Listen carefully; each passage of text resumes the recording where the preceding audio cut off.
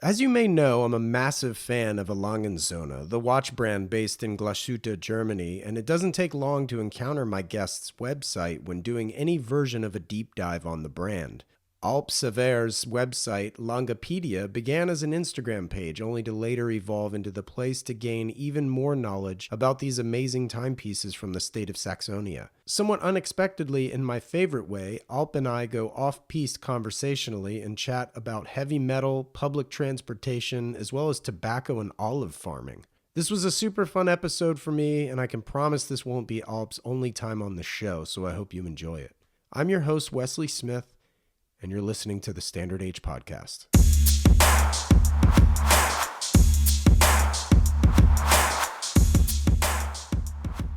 Well, Alp, welcome to the show. Thank you. This has been something that's been on my mind for a while. I've only, I don't know. I'm trying to remember when I first discovered Langepedia, and I think it must have been through Instagram as opposed to the actual blog. And the articles. I'm actually already off topic, which is fine, but it's kind of like, I kind of want to know, did it start out sort of as a blog, or was it more of like an email newsletter, or how did it happen? No, so it started back in 2016 when I was a first year student at the university, and I started as just an Instagram page, and that was it.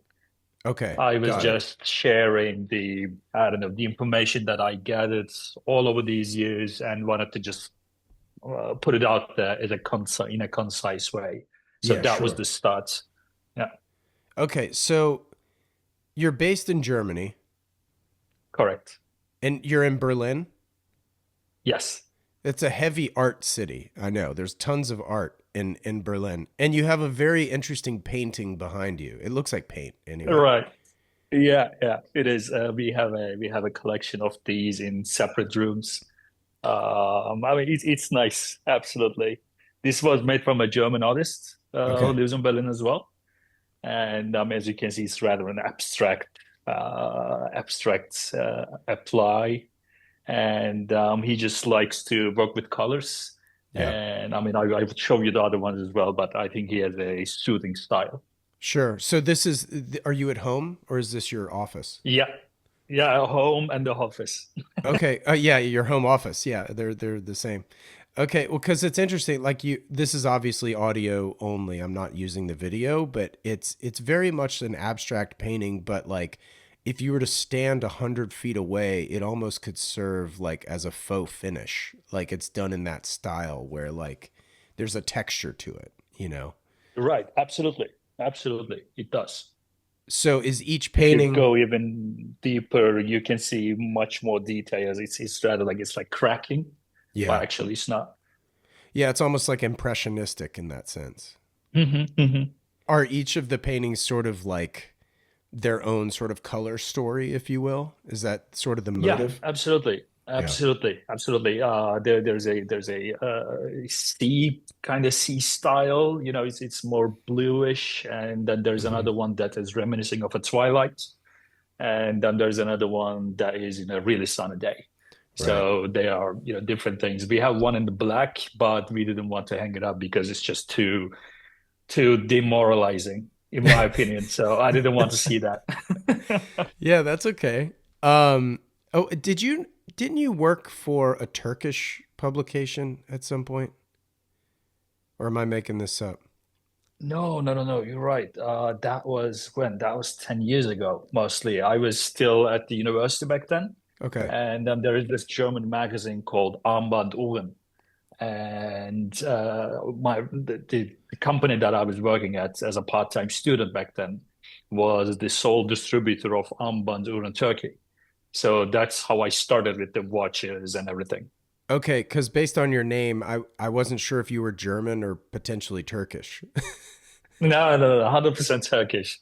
Okay, you're 100% Turkish. Okay, cool. My roommate in college was Turkish, and one of my best friends from third grade is Turkish. So um, That's interesting. I've drunk plenty of rakı. I don't know if it's good or bad for you, man, but Well, it usually came later in the evening, so it probably wasn't very good. right, right. No. It's nice. It's nice. Did you like it? No? Are you? It's good. I mean, for those listening who don't know what Rucka is, it's basically like a Turkish vodka, but it's like anise or anise. It's like a licorice flavor. So I guess it's more like Sambuca, maybe, is Right. maybe a closer comparison. Absolutely. So it's Absolutely. clear and it tastes like black licorice. And if you like licorice, it's delicious. But black licorice isn't my favorite taste. But tradition says, yeah, but when Mehmet offers it to you, you have to drink it. That's true. That's true. um, that's really great. So are you from Istanbul or where are you from? No, I'm from Izmir. Izmir is the most western part of Turkey. Okay. So between Izmir and Greece, it's basically I can see the island of Greece just on from the edge of Izmir, and so I'm from the coastline, and it has this very famous ancient city called Ephesus. Perhaps most people know about it, and so I'm from there, not from Istanbul, but I studied and worked in Istanbul. Nice. What did your parents do when you grew up? So my parents, so my mom was I don't know if it's the right term. She's a housewife. Sure. I don't. Yeah. Is that the right term? Okay. And so she's a housewife, and my father was working at this Turkish telecom company. So he was working at the government, so we were just relocating. I don't know, every 5 years or so. Oh wow. Yeah, and as a side gig, we also had farms from our grandparents. Oh cool. So in the summertime, we were, I don't know, planting tobaccos and harvesting tobaccos and chickpeas and hays and that kind of stuff. So it was a rather like a village childhood for me. Wow. So what would you sell the tobacco? Yeah. Wow. Okay, so it wasn't homegrown for like your own like hookah or something. Yeah, kind of like that. I mean, you would sell these to big corporations mostly. Yeah.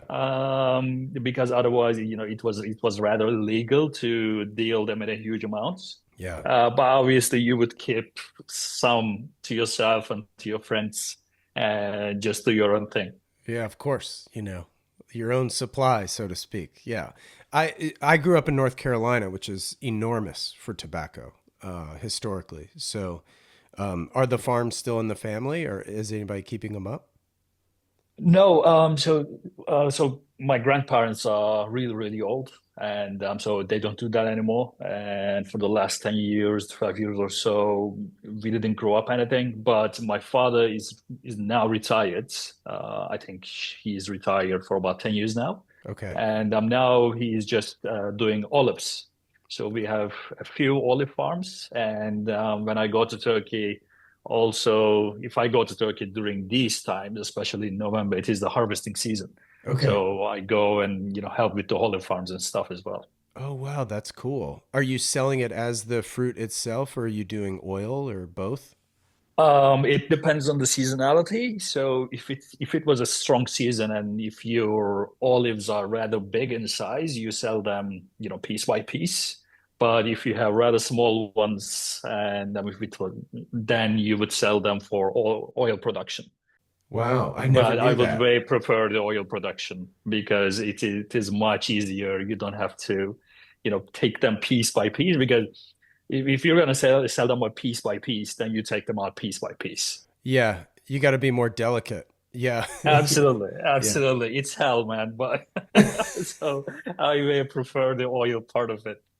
Well, that also leads me to believe that they're not genetically modified in any way, because otherwise you would just modify them to be a certain way and always be large and beautiful as opposed to just small and you crush it. You know what I mean? Right. Absolutely. Absolutely. Absolutely. I mean, we're lucky. We're very much lucky on that front.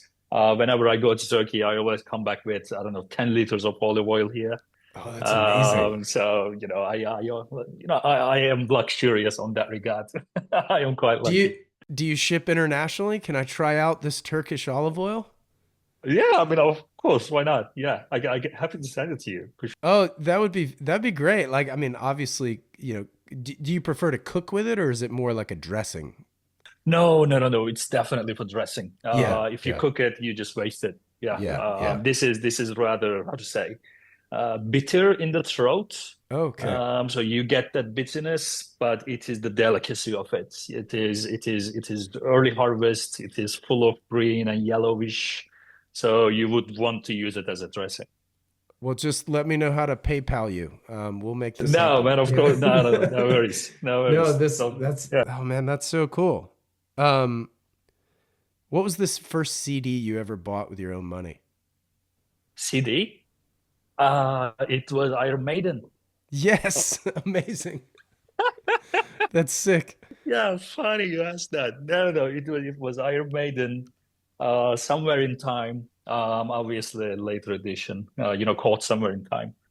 And so this was when I think I don't know when I first started at high school, so which should be around 2009. Okay, yeah. Yeah, So yeah. what So that was the first one. Yeah. are you still a metalhead? Are you still listening to metal? Is that the music of choice? I have my times, I would say. Okay. I don't know. So if I haven't listened to anything heavy metal for the last 2 months or something, Okay. and if YouTube music just accidentally pops up one to my way, then I stay as a metalhead. Yeah. And then I say, "Oh my God, man!" So I gotta give it a break, and then I go into techno for another month, and then it just rolls around. So have you been to Bergheim? Yeah, of Yeah. course. Okay. Yeah, yeah. Otherwise, Nice. they don't give you your registration here, no? Yeah, that's right. You can't pay property taxes. Absolutely, absolutely. That's so funny. That I just imagine a world where like your real estate is totally governed by the doorman at Bergheim. Like that would just be amazing. Yeah, he has that effect. Oh man, that's hilarious. What was the last concert you went to? It was Iron Maiden. No way. Yeah. That's so sick. It was Iron Maiden. I mean, I'm talking about a rather big concert, right? Yeah, yeah, It yeah. was it was Iron Maiden last year in Cologne. Wow. Oh Yeah. my god.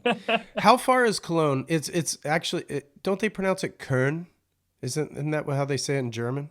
Uh, Or am I wrong? yeah, yeah, yeah. They say it in Köln. Yeah. Yeah. Are they how far is that from Berlin? The train, it's about 4 hours, 20 minutes. Oh wow, so it was a hike to go to this concert. Yeah, absolutely. But you Yeah. can, but the catch is you never know with the German trains whether you're gonna be on time or not. So that's a problem.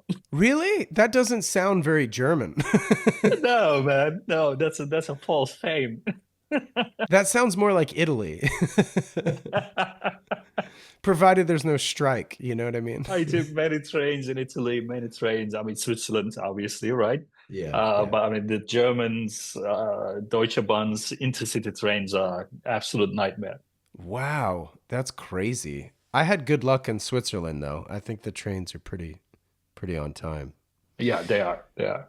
Okay, so I'm fascinated by what I read recently, and that was that you got into watches around the time that the Zeitwerk Lumen came out. Like, how on earth, how did this even come across your desk? You know what I mean? Yeah, it was meant to happen, I think. So yeah, this was when this was 2009, 2010, Yeah. and I was an obnoxious teenager who was just following Roger Federer, trying to emulate whatever the guy is doing. Really? And yeah, yeah, yeah, I'm a huge tennis fan, huge Federer fan. Nice. So, so the guy is doing what? So he plays tennis, right? And he's wearing a Nike, and he's sponsored by this brand called Rolex that I am seeing everywhere where I look. And so I said, okay, so what is this Rolex? And I went into Google, that took me to watch forums and stuff. And I went into the Rolex forums, and Rolex is, for an uneducated eye, so to speak, it is not that exciting, I think. I was just looking at Rolex because you see so many of derivative designs of Rolex over the years without even noticing it. When you are uneducated, you don't see the difference. At least I was that idiot guy, who didn't know anything about it. And so then I said, okay, so this is boring. So let's just go ahead and let's see what else is out there. And in the watch forums, it's alphabetical. So I clicked on Alanganzone at the top.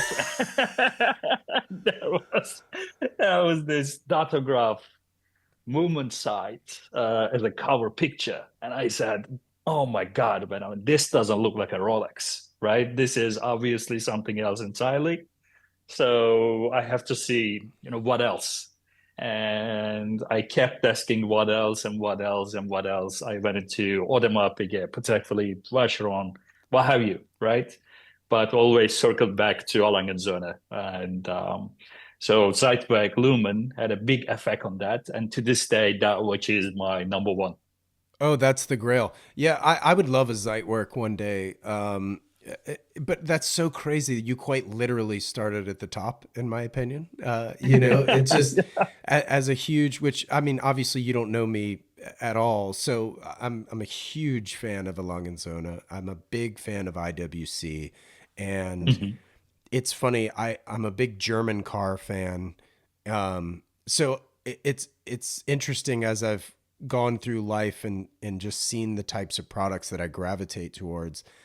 They all tend to be German or Japanese, and it's like, so I always joke that even though I have Norwegian blood, I'm really half German, half Japanese. um, but it's quite literally my favorite, but and I would assume yours as well. When you went through like the list of Audemars and Patek and things like, did any of those catch your eye, or was it always just benchmarked at Alanganzona so that you could say, well, I like this, but it's still not as good as that, Or like how did that go? Right. Yeah, interesting question.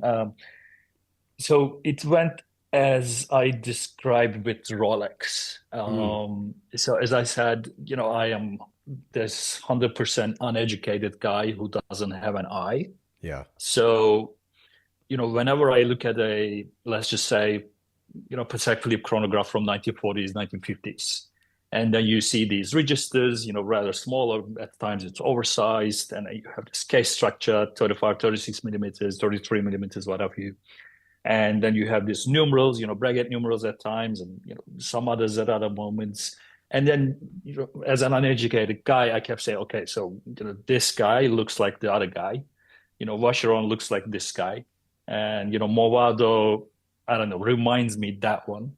Mm, But when I think you are completely right about that. I unconsciously always benchmarked against the datograph and said, this is something else entirely. This is hmm something different.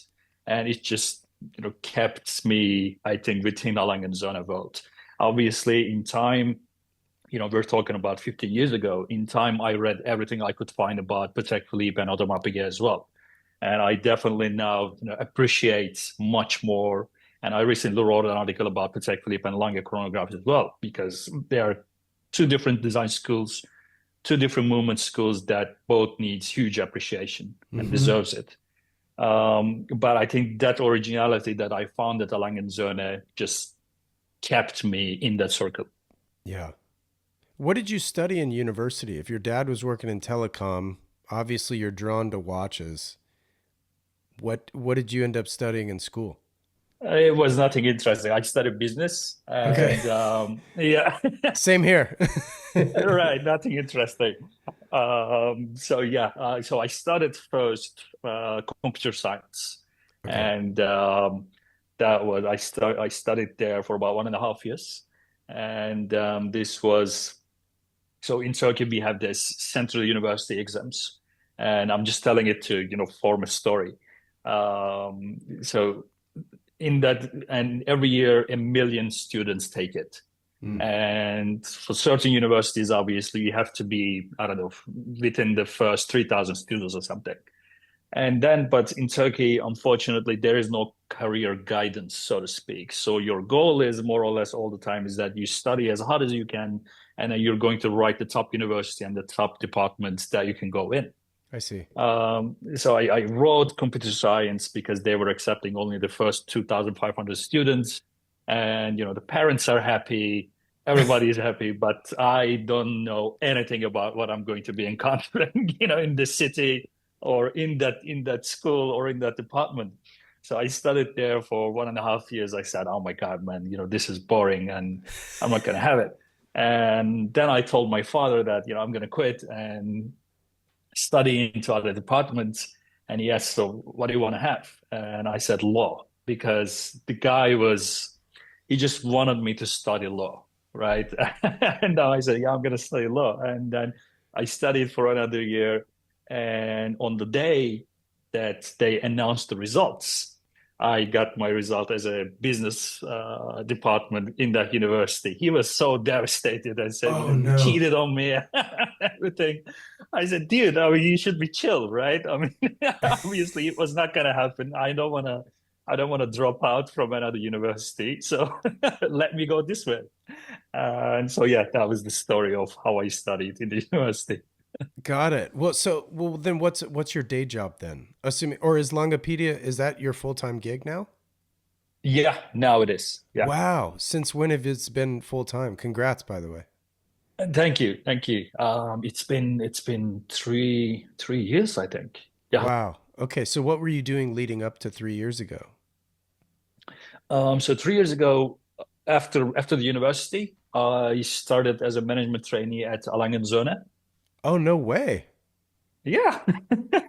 Wow. So, wow, you got bit by the bug and you were just like, I'm working for this brand directly. Yeah, absolutely. Absolutely. That was the whole goal for all university is. And the more or less the sole reason why I went to business as well. Wow, that's so cool, man. I wish I found watches earlier. Like I found watches.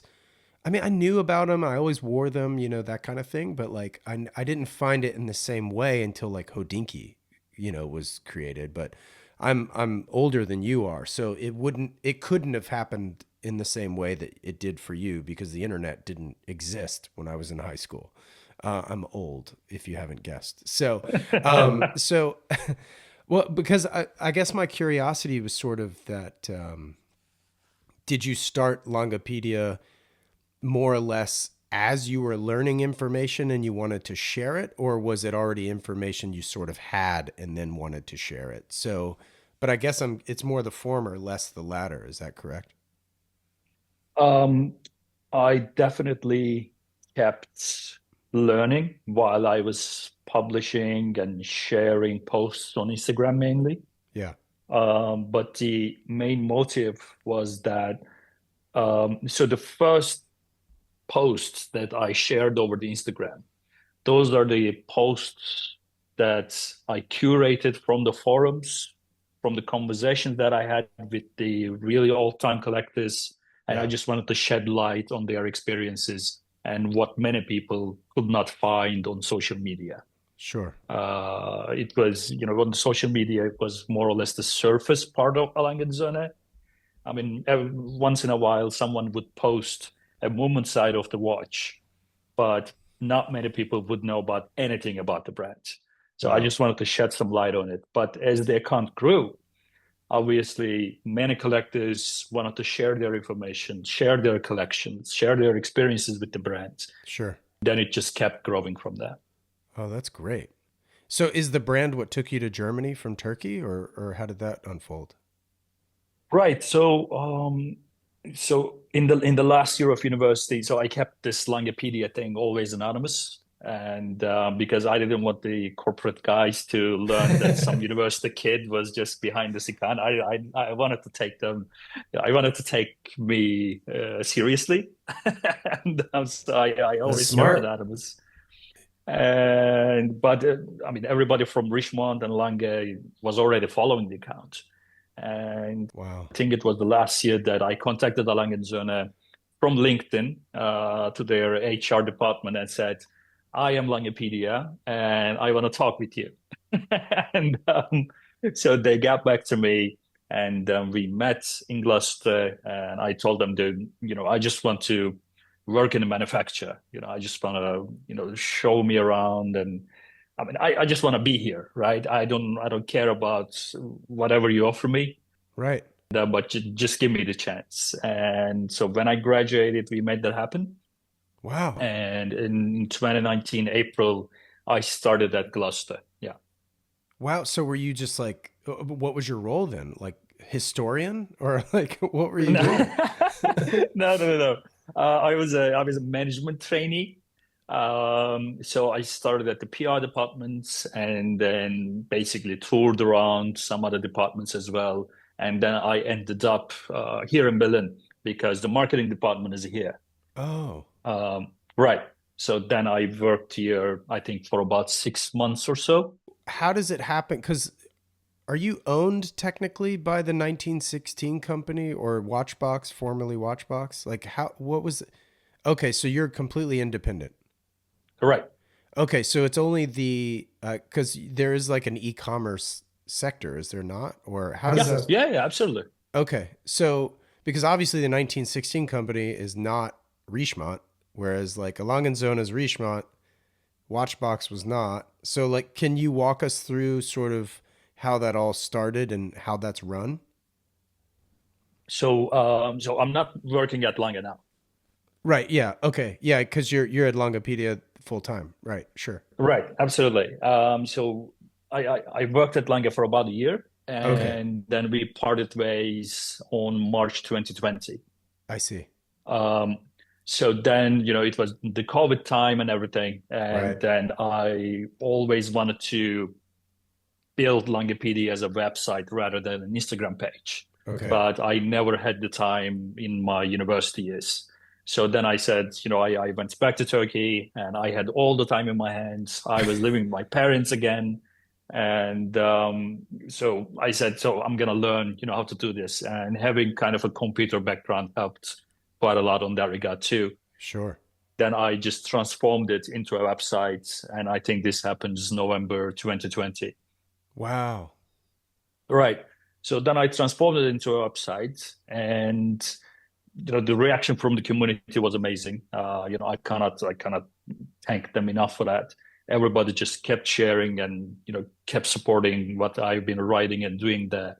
And then um, since almost the start of Alang Zone, most of the collectors or one or two Alanga collectors just were asking me about where can I find this watch? How can I get it? What would you recommend? That kind of stuff. And I have this database in my mind and also in the papers that who has which kind of watch and what reference, whatever. So I wanted to transform this into a marketplace where in a focused manner. Yeah. Um, but later I learned that as an individual, transporting watches and money around the world is an absolute pain. Yeah. It's a nightmare. Absolutely. So then I said, okay, so we need a partner, obviously. And then, Watchbox, especially Mike Manjos, I think many people know about him. He's the guy, he was doing the weekly market wraps, Yep. and he's still appearing from time to time. He then contacted and said, would you like to work together? And that was just a perfect match. Wow. So we do the buying and selling sides completely with the help of 1916 company, but I am free and independent on whatever I do with Langepedia. Oh, that's great, man. That's really great. So, when did you leave Turkey to go to Berlin? Is that because you met your wife or something, or like how did that unfold? So I left Turkey for Alangenzone, and this is 2019 April. And 6 months later, now my wife, back then my girlfriend, moved also to Germany to live with me. And so for the last 5 years or so, we are here in Berlin. Okay, sorry. I guess I was confused. I thought when during 2020, I thought you had moved back home to live with your parents. Right, but she was still there, and we still had our place here. I And see. so that was just because Germany was closing down the borders. I see. We just moved there for about, I think, 5 months, and then we Okay. came back here. Got it. It was more temporary. Got it. Got it. Got it. Right. Um, So, where did you sort of get your love for writing then? Because you obviously have a very like journalistic approach on the website, which I guess there's no other way to really describe that when you're writing a blog or a website that's so informative. Like, where did you get the desire to write so much, as opposed to, I mean, obviously, if you keep it on an Instagram page and less of a website, like how did that decision come about? It was that a community building thing, or was it like a I can't write enough in my caption and I want more space? Right, absolutely. Oh, okay. That was the one. That was the one because so let's just take the Zeitwerk, right? There is no way that I can precisely tell how the Zeitwerk movement works on an Instagram post. Sure. Okay. So, I was writing about Datograph. I mean, there is an old post, I think, dating back 5 years ago. There's a movement photo of Datograph, and I keep, I don't know, putting out shit tons of numbers in the caption saying that this part does that and this part does this, but it was really unfeasible. And I said, so I need a better space to actually talk about what I wanted to talk about. Right. So that was that was the jumping off point as well. Hmm. Now, what made you decide to do like how do you decide what to write, I guess, as far as like comparing the chronograph movements to Patek, which is an incredible article if people have not seen it. Thank you. Somebody should definitely do a deep dive there on the website and take that time. So it started with in 2020 just to cover the signature collections first. Because you look at an 1815 chronograph and you look at the datograph, you look at Zeitwerk, whatever, most of the articles that you would see from the mainstream media is rather the paraphrasing of the PR articles from Lange. Mhm. And that they were rather lacking depth. And I just wanted to offer better kind of not in terms of perhaps um, not in terms of perhaps how good I tell the story, but just a really dry encyclopedic approach on what does this watch do and why you should have it Right. and why it is important. Hmm. These are the three questions that I always lead out with. And so also there were quite a bit, how to say, misinformation as well, especially regarding the finishing and the movement development side of things. Oh, really? Because I mean you can still see them that, for example, I don't know, the escape wheel cap is black polished, and then this material is platinum and whatever, but they're not. And at some point, some people would write about, I don't, the finishing is extraordinary, etc., but they are not compared to previous watches as well. So, I just wanted to, put out that context as well as an honest review guy who doesn't expect anything from neither from a Langenzoon and neither from the consumer side. I see. That was the jumping off point. And then coming to Patek Philippe and other guys, um, I think it is really important to put things into context as well. Yep. A lot of many Lange collectors rightfully say that Lange makes the best chronographs in the world, but chronograph is a vast area. Sure. Although I would agree that the L951.1 of Datograph is probably the most magnificent caliber that I've seen, especially from the architectural standpoint. Hmm. There are some incredible advancements from Patek Philippe and what they can be capable of doing as well. Sure. And I think these were rather an oversight in the community. So I Hmm. just wanted to put things into perspective. And, that's how I jump off, so to speak. Well, I don't want to get political, but it's the same in politics. It becomes sports, and it becomes us versus them, right? So Absolutely. it's no different in watches, where especially if you're comparing chronographs and oh well, mine's a column wheel, so or Or whatever, whatever, So that's really interesting. You mentioned the collectors. What is your relationship like with the collector groups, be it Longa or otherwise? I mean, most of them are friends. Yeah. Um, I don't know if it answers your question. I am lucky to be approached by many collectors from all around the world. And most of them now. So I started Langepedia in 2016, and there are guys who I know for 8 years who were friends over social media, who then became real life friends, and then became clients. But I wouldn't dare to call them a client. They're my best buddies in the watch world now, Yeah. and I was just in the US to see, I think, 20 to 25 of them in a 3 week travel span. Oh man, I wish I knew that. Where'd you go? So I started from Miami, and then I went to New York, and then to Philadelphia, to Boston, to Austin, to Dallas, and finally home. So it was Wow. a Okay. tiring trip. All right. So no West Coast trip. I'm based in California, so that's Right, I know, I know. yeah, that's fair. That's cool. Well, shout out Paul. A longer journey. I love that guy. So by the way, what's on your wrist right now? So that is unexpected, but that is a Breguet. Oh, chronograph. Yeah, Breguet 3230. Um, this is I couldn't go to the safe today. I'm sorry. Oh, that's okay. But so this is a Breguet 3230. This is the only watch that I keep at home, and apart from the other one, this one that my wife wears it. Is that Nomos? Yeah. Yeah, normal Super 30 collection. And we have one in gray as well. So this Breguet was I bought this 1.5 years ago, before we got married, and I was looking for this for quite a long while actually, It's and then I beautiful. found one in Italy, and on the papers it was saying 5th May 1994. That is my exact birth date. No way. I said I should have it, man. This is out of negotiation. I'm gonna have this. So this is my most worn watch ever since. Well, wow. A, it's a gorgeous piece. And B, I think you just one upped the idea of a birth year watch. Like you got your birthday Absolutely. watch. Like that's incredible. Wow. Absolutely. I'm super lucky. Yeah. Wow, that's insane.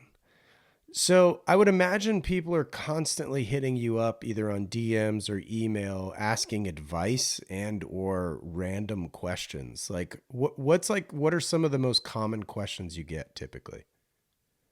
Um, it changed with the types. Hmm. Um, so before 2020, it was mostly about I don't know, the technical merits of the watch, the finishing of the watch, the design, the history, the really concrete approach in watchmaking.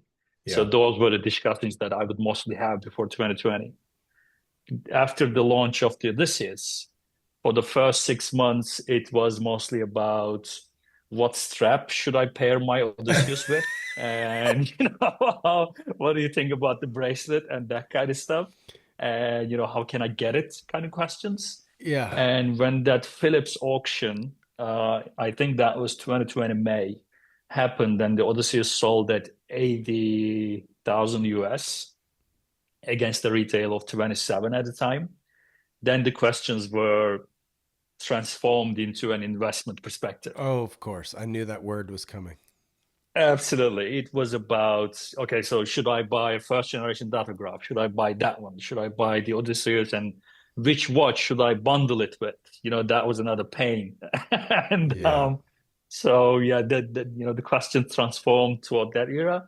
But for the last year again, now it is back to the watchmaking merits side Yeah. of it. Yeah, it's funny how you go from deep to super shallow back to deep. Like, just these people, they find their ways to hop in and hop out. They're very opportunistic in that sense, I guess, from an investment standpoint, which is fine. I mean, they come and go. But, you know, it's interesting. I want to kind of circle back to a comment you made earlier about the finishing. Now, were you saying that the finishing used to be better and now it's not as good, or what were you saying? No, yeah, it's brilliant that it's great that you brought that up. For example, let's just take not necessarily finishing, but the current self-winding movement of Saxonia and the Langematic movement they made up until 2011. Okay. Um, So the Langematic movement they made up until 2011 is a zero reset self-winding movement with a solid gold micro rotor with a platinum weight. I think that movement is incredible, incredible value, incredible watchmaking because putting that zero reset in a mechanism is almost as delicate as constructing a chronograph. Wow. And I mean, the values those pieces are offered at the moment is absolute insanity. And then Lange introduced the current generation of Saxony automatics. So what you have now is you have this, I don't know, the full rotor movement with a really, really thin, not gold. It is an alloy called R-Cup, and again a platinum move, but it is stamped again in a really shallow manner. And you have this huge movement ring to fill up the case back that doesn't actually, look that much good. And then you also lose a lot of the angles that you had with the previous movement as well. So this was, as I see it, was a complete cost-cutting operation Sure. that I wouldn't praise anytime ever Wow. with the Okay. context with Sure. the context of the previous movement. Sure. Yeah. Yeah. In comparison. Absolutely. If I look at it by itself, it's still an exceptional one, right? In terms of modern watchmaking. I mean, we know that what Patek Philippe has been launching, I don't know, for the last 5, 10, 20 years in that period. So against those ones, they're holding great. Sure. But it was I think a lowering the bar within a Lange context that I don't like it at all. I see. So are you speaking of the Saxonia Thin, that watch specifically? No, no. So Saxonia Thin is a manual wind. I am mainly referring the collection of 380.XXX, Okay. 384XXS. So these are Saxonia automatics, Right. mostly Right. offered in 38 or 40 millimeters. Yeah. Yeah. And some of them have a moon phase, I guess, now. Yeah, absolutely. Yeah. Absolutely. Yeah. Gorgeous watches. Gorgeous watches. Yeah. Gorgeous movements. But in context, it's just something that I wouldn't push myself to pay 30,000 for that one when I could have a Langematic movement at 20K in the pre-owned market. Yeah. What sizes were those typically back then, the 380s? So the Langematic, early Langematics came in mainly 37 Yeah, millimeter. I was thinking they were 37 exactly. Yeah. Right, 37. And then they also had this grosser Langematics, and those were at 40 millimeters. I see.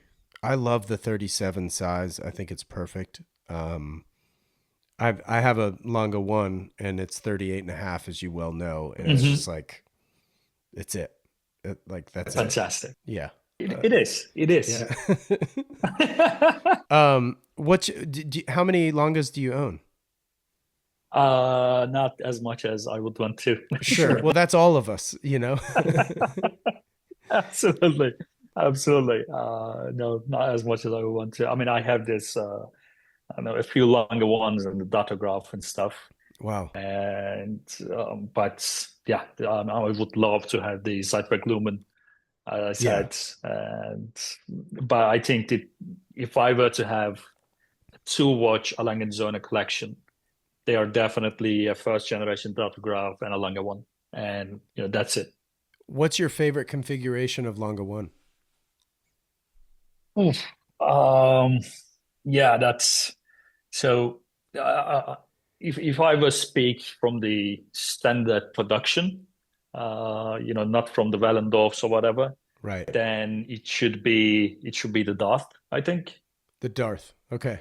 Yeah, So the white platinum gold, black dial. yeah, or platinum, yeah, yeah, platinum, black dial, black date wheels. Absolutely, Yeah. absolutely.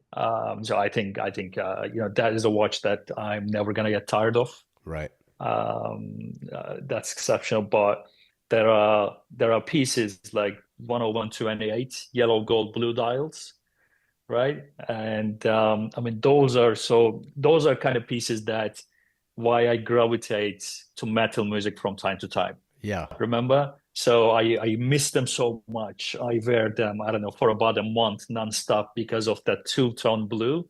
It has this stripe finish on some part of the dial, and on some parts it is concentric circles. It brings out a tremendous contrast against the Sure. yellow gold as well. But then I say, oh my God, man, this is too loud, right? So perhaps I should dial it back down with a stealth or something. Just like metal music, like, all right. I'm not driving 120 miles an hour right now. Maybe Iron Maiden's not it. Yeah, absolutely, absolutely. um so what did you think of the 2024 releases then? Cuz obviously the Darth was, it's an onyx style, right? So it's Mhm. not the standard Darth of years past, but very very akin to that design. And I'm not trying to lead the witness here. I'm just what was your favorite release this year? So my favorite release this year. So it should be the Datograph Handwerkskunst, I think. Oh, sure. Yeah. But it is, yeah, yeah, right.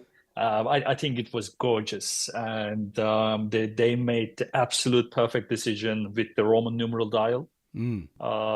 And I think in 41 millimeters, as opposed to previous 39, it looks exceptional because with the Roman numerals, you have enough space on the dial if it's a 41 millimeter case. Yeah. And it definitely needed that space with the tremblage finish as well. Mm-hmm. So I think it just worked perfectly. But the Langeman Onyx styles, I told everyone who messaged me that day to just call your guy and get it. Yeah. This is something that I never do. But for that watch, I said because I think that was how to say, a collector gift from Lange that Mm. we haven't been seeing for a long while. Right. Because for the longest time, most of the stuff, especially the special stuff, was either you bundle or you have a history. Mm-hmm. So this was a very nice exercise, and I think a lot of my friends got them. I couldn't get them, but I think they're gorgeous. They absolutely hit the nail there. Yeah. If and when you're buying a Langa piece, where do you buy from? Pre-owned mostly. Sure. Because with Lange knows who I am, and they have my records and everything, and I know some of the boutique managers, I know some few left retailers, and I don't want to go and bug them with, I don't Right. know, just get me this or this here or something, right? I mean, I wouldn't do that. So for me, it's the pre-owned market. Yeah. So this episode will actually air in January. So Mhm. what do you think of 2024 as a whole? How are we doing? And by we, I mean Alangenzona. Um, and then 2025, like what are your thoughts? Because I know you're one to predict as well. Yeah. So 2024 has been a anniversary year for the brand. Sure. So I think this year was just hold on to the brakes and let's just celebrate our anniversaries and milestones. So we had 30 year of Lange One, and then we have 25th year of the Datograph, Mm-hmm. right? So it was a year that we didn't see any groundbreaking new movement or what have you compared to the previous years. Sure. Because if you look at in retrospective for Langenzone, every year, more or less, starting from 2004 or so, every year there's a big movement coming out. So this year was not one of them. So this year, I am thinking that it was a breathing year for the movement departments. Mm-hmm. And I would expect that next year they are going to come up with something big.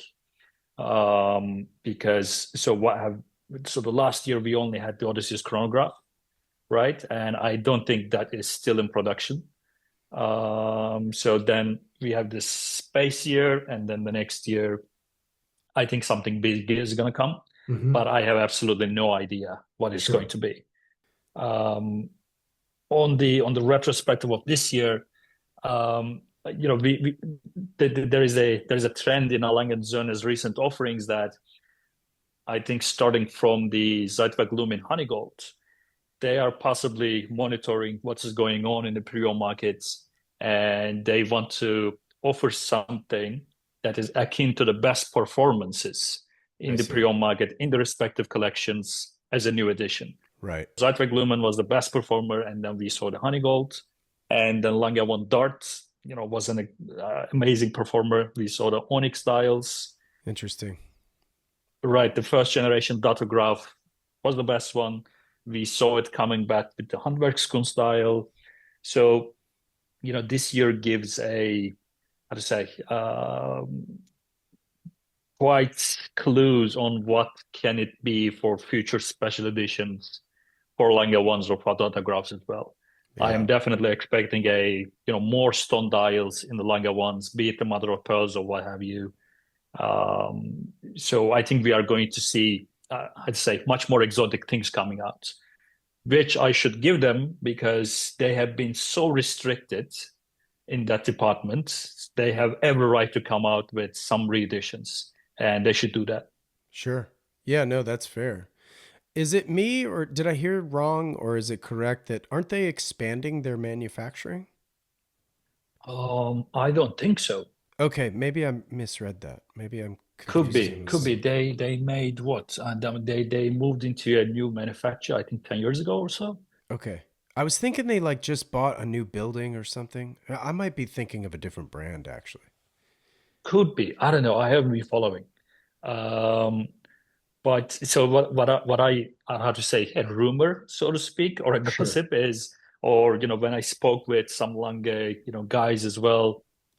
Um, so if you go to the Lange website too, you are going to see them. They are cutting the most of the base catalog. So I don't think there is Saxonia anymore, and except the Saxonia thin. Okay. I don't think there is, I don't know if there is not going to be Rashad Lange, I think. I'm not sure, right? Sure. But they're cutting the baseline and they are focusing on the really, really highly complicated stuff for the coming years. Hmm. So I think the production level is more or less going to be the same or even lower because I also know they are in constant search of qualified watchmakers. Yeah, of course. With the how to say slumping demand, I wouldn't expect that they would be growing in terms of numbers, but Yeah. I'm not sure. You know, it's interesting to make those adjustments within the assortment. I wonder how much that's like Wilhelm and the rest of the team there at Alangenzona versus Richemont saying, let's do Hmm. this, while we do that somewhere else, Like, I mean, who Hmm. knows? When you have these kinds of conversations, who are you talking to mostly? Just collectors. Okay. Um, yeah, just collectors. And if I am at the, I don't know, Watches and Wonders, Yeah. then I can perhaps spend 20 minutes to Lange executives over a beers, right? Yeah. Yeah. Yeah. But otherwise, it's just collectors. Are you close with Wilhelm? No, I am Okay. not close with anyone from Alangen officially. Oh, really? Interesting. Yeah, yeah, Uh, it's just completely separate things got that it. we're doing. I see. Yeah, yeah, totally, totally. I just didn't know if you guys were friends or had met or all the rest of that stuff. Yeah, yeah, we met, of course, we met. I mean, great guys, but the business that I'm doing with the pre-owned dealing and etc. Right. They are the official brand, so Sure. I mean, we have this, how to say, completely separate relationship Yeah. from our businesses. Yeah. I could talk to them unofficially, at times if I see them once in every 2 years, Yeah. but otherwise, no. Now, do you go to Watches and Wonders often? Do you go annually? So I have been there for the last 2 years. Okay. Then I was there before COVID for a few years as well. I see. But I am there mostly about a day or two. Because this is the time where you can see all your friends from all around the world, coming into a small city, Geneva, Yeah. and you can just see everyone in one go. Yeah. So that is the reason. Sure. Now, are you into cars at all? Have you ever done the Villa d'Este or anything like that? So I went to London. I mean, that was fantastic. Yeah. I wasn't a far car guy before that, but Yeah. after that event, I was a car guy. Oh, that's great. What cars are you what do you like? So I mean, I like Porsche. Sure. So that's a given, I think. Um, but I mean, I am definitely not that deep. So my thing is mostly, okay, so this is an amazing car. So I like, Ferraris, obviously, right? So nothing Okay. specific. I just see stuff and say, oh my God, what a beautiful thing.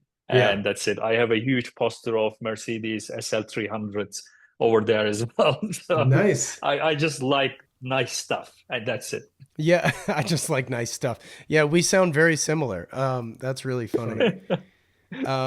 What do you drive daily? I don't have a car. Oh, no way. That's very metropolitan of you.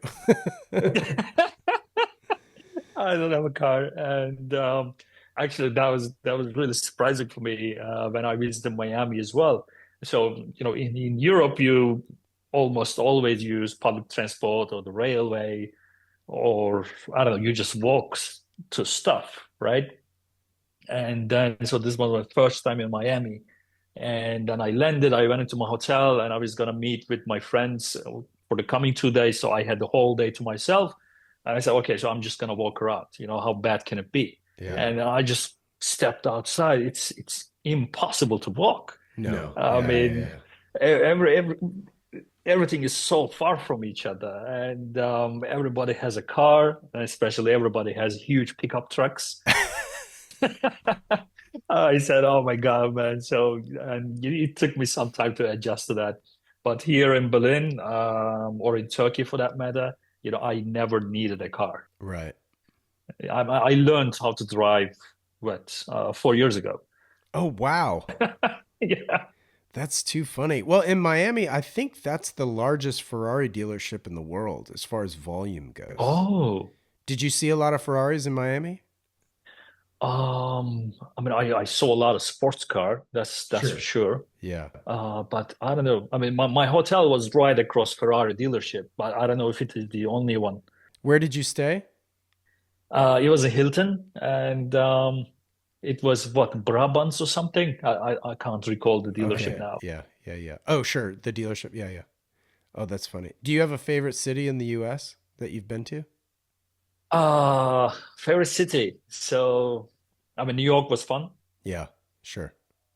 Public transportation. Absolutely, absolutely. That might be a factor. And but other than that, I really, really loved Austin. Oh, cool. Yeah. Yeah, yeah, that was really fun. And I mean, man, that place doesn't look like the Texas that I had in my head. No. Well, and it's changed a lot over the last like 20 years as well. Are you a Formula One fan? Yeah, yeah, Well, you got to come back to Austin and go to the race. yeah, for sure, absolutely. Just kill two birds. You know what I mean? Absolutely. I mean, I promised my wife that I was gonna take her to Austin as well. Oh, yeah? Cool. Yeah, man, absolutely. Well, you've got just a little bit less than a year to plan it then. Right. That's great. Well, all this has been great, man. Do you have any questions for me or did you want to promote anything else? No, no, no, no. Thank you very much for having me here. Yeah, of course. It was very nice to talk to you. And I gotta say that I love the Defender watch box Oh, that you cool. had on your website. It's incredibly good looking, man. Oh, thanks, man. Yeah. Yeah, I actually I over the weekend I sold a couple, so I need to actually make them. And my parents arrive later today from North Carolina, so um, I'm gonna have to find some time. Yeah. Because those things basically what happens is the internal parts are made in Italy, and then I assemble the boxes here at my house. Oh, And then the logo on the outside of the box is made in the lost wax tradition of jewelry making out of nickel, and those are made in LA. So all those all that assembly happens here, and then in my garage as well. I cut all the wood and assemble the boxes, and I make the crate that they ship in. So um, it's a time consuming thing. I love to do it. It doesn't happen nearly enough. I would love to right. sell more of them, but also So that's having sold fewer. out. Yeah, well, they are now because like I would need to make new internal Sure. parts and stuff like that. So Okay. it's been actually on the Watchbox thing. It's been kind of a slow year. I sold a lot of them last year. Hmm. So I don't really know why they've kind of come in waves, I guess, you know. Yeah, I think So so. so we'll see. But I appreciate you saying that. That's really nice of you. Of course, man. All right. Well, like I said, this will probably come out in January. I really appreciate you taking the time. Alp, it's great to connect. I've been a fan of this site for several years now, so I'm happy to also learn that it's full time for you, and Thank you. that's awesome, man. And thanks again for taking the time. It was an absolute pleasure. Talk to you soon, yeah? Okay, buddy. This wraps up this episode of the Standard Age podcast. If you like what you heard, I'd love it if you'd share it with a friend or two. And if you have a moment, please rate and review the show, as it helps others discover these episodes. It absolutely helps far more than you realize. Shout out to Jensen Reed and Super Beautiful for the theme track. Thank you so much for listening, and I'll catch you in the next one. Take care.